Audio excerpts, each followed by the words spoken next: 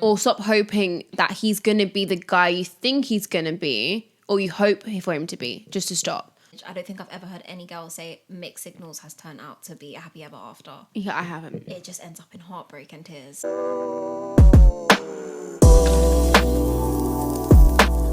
Hey guys, welcome back to another episode. This is Sisters and Chats with me, Jade. And me, Paige. Okay, so when it comes to money and relationships, it can get a little technical. It really can.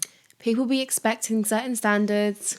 And sometimes it's not clear what is expected of you in a relationship when it comes to finances.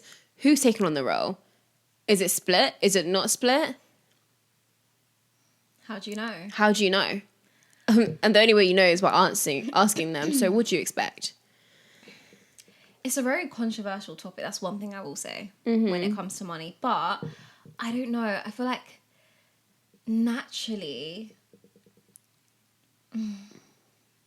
Okay, if we're being realistic in today's day and age, you're probably going to go 50-50. Okay.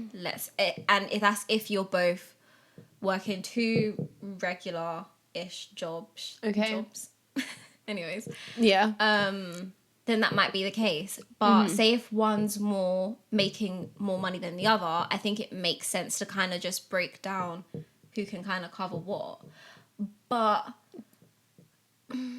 so if it comes to like dating, yeah, I think if the guy asks you for the date, then it should be covered. Pay. But then again, I know there are some people that, like, as couples, they put money aside each month specifically for going on dates. Yeah, and put it in a little pot. Yeah, but then there's some people that aren't like that. I don't know. But then also, I guess salaries and jobs can be taken into account when it comes to money and relationships, but also culture and religion. Yes, that's very, very true. That being said, those who have certain religions and cultures are, the norms is for the male to cover everything, and the woman just lives in luxury. Yeah. Basically, and that is their norms, their expectations. But sometimes when you're in a situation, you got to clarify, you have to clarify. You know? I definitely agree with that. Like on the bigger picture things, like, you know, when it comes to getting a house, how's the mortgage working?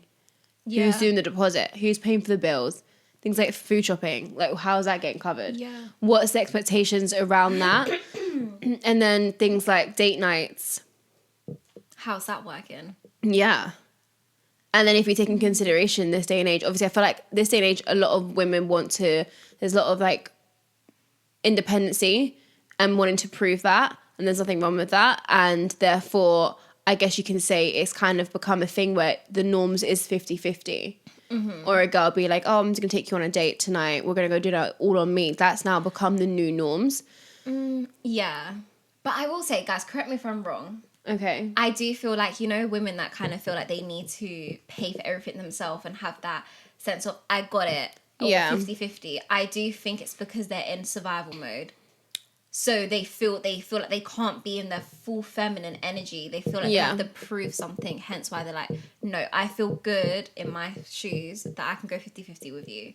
Yeah, no, it's true. I can't remember what Netflix series it is. It was the recent one. I think it's like Married at First Sight. Or is it Love is Blind, UK? Okay. And one of the girls on there, I can't remember what couple it was. And she was literally like, oh, she's got a good job. She pays everything herself. I think she had her own apartment, or she may have lived with her parents. I think she has her own place, I think. Anyway, she was very much like what you said. Like, I've got it. I can pay for it. So when they would go on for dinners now, when they're out of the pods and they would be in real life and they're going out to dinners, he would be like, they would have discussions and she would allow him to agree to pay for it. But then when it came to the guy bringing the bill, she would just pay for it. And they would have arguments over that. Yeah, right, bet. Because she just could, like, even though they agreed it and they would have conversations prior, she just couldn't help herself. And he didn't like it. Yeah. Which is because he likes, in his norms, is very much like he'll cover everything, he'll pay for everything. Yeah, and she found it hard to do that. And it is because she was like, you know, she's an independent girlie. Yeah. She was single for so long, I think. So it was very much her norms. So she didn't want to feel like, oh, I can cover things, that's fine. Like, I've got the bill. I think that's hard though, because I think when you're so used to kind of doing everything yourself, yeah, that's just your nature. So it's hard for you to kind of break it. Yeah, and become accustomed to someone actually wanting to look after you. And even if it's like small things like someone offering to pay for your dinner or just paying for dinner or whatever, it feels such a challenge for you to, it's like foreign territory. And it's like, how do I get used to this? I know, I agree. Because even for me, like sometimes when we're going out and then bill get paid, sometimes I'm a bit like, but you've paid for everything today. I feel bad. I feel like I'm sponging off of you, but I'm not, because I'm generally here all the way to the end. But it feels weird. Yeah. And even things like when if I mention on the phone call like, oh, I'm hungry, but we're not seeing each other, and they're like, oh, I'll order you food. What do you want? I'm like, no.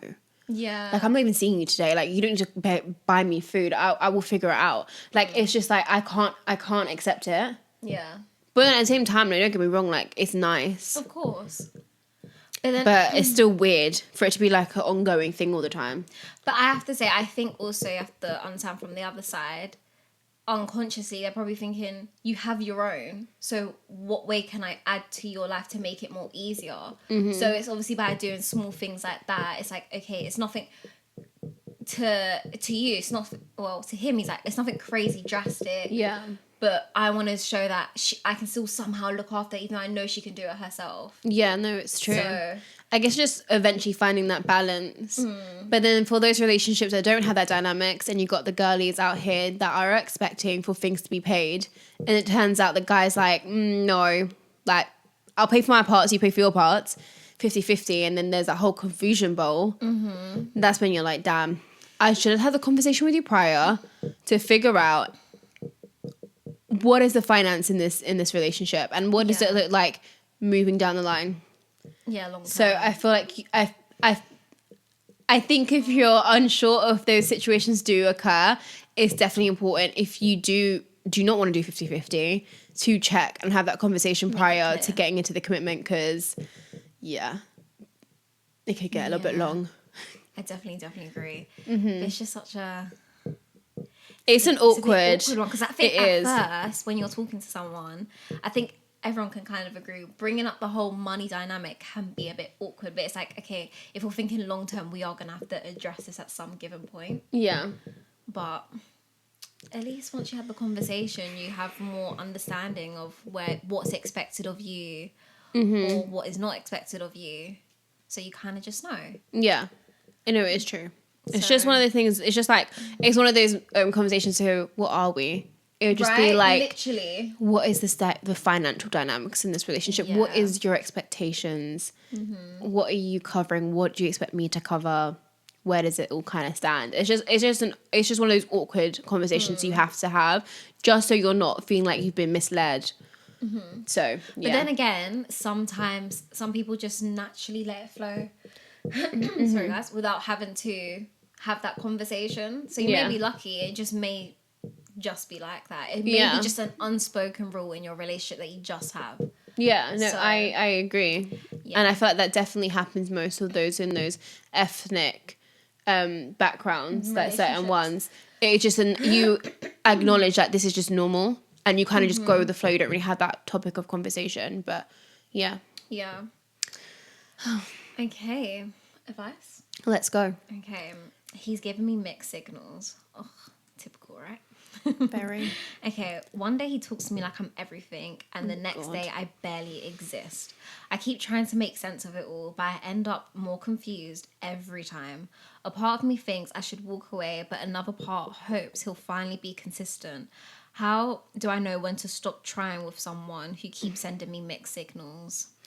That within itself. By stop hoping that he's going to change, or stop hoping that he's going to be the guy you think he's going to be, or you hope for him to be, just to stop. Yeah. Because he's not going to be that guy, and that's just delusion talking, and he is the guy that you get to somewhat interact here and there with when he's hot and cold with you. That's the real him. And that is that's just the real situation. Take it as it is. Yeah. He isn't going to change, and you should just cut things off and keep it stepping. You worded that perfectly. Definitely agree with you, because that's just how they are. And when a guy is giving you mixed signals, that within itself is enough for you to be like, if a guy's 100% certain about you, you will know. There will be no confusion. There'll be nothing, no blurred lines. Or you will feel 100% certain within yourself and the position that you hold. Yeah. So the fact that he's giving you hot and cold, that within itself is enough for you to be like, okay, I don't want this for myself. Let me remove myself. Yeah. You don't need to be sitting there trying to make sense of a situation that doesn't make sense. It doesn't make sense. So don't try to make sense of it. That's literally... Yeah, I agree. Yeah. There's nothing more to say. You deserve better. Yeah. Don't part with him. But we've all been there. Of course. And we learn that we've just wasted our time for no reason. So we're trying to save you wasting time. So exactly. Yeah. All us girlies will say the same thing, that have been in a situationship or whatever that has been given mixed signals. It never, well, to my knowledge, I don't think I've ever heard any girl say mixed signals has turned out to be a happy ever after. Yeah, I haven't. It just ends up in heartbreak and tears. So Sadly. let's just avoid that, okay? Yeah, agreed. That's just a bit of a harsh truth. Yeah, sadly. It's okay. Well, guys, thanks for tuning in for today's episode. Please like, comment, share, and subscribe to our channel. And for our audio listeners, can you please give us a follow and leave us a review? Until next time. Bye guys.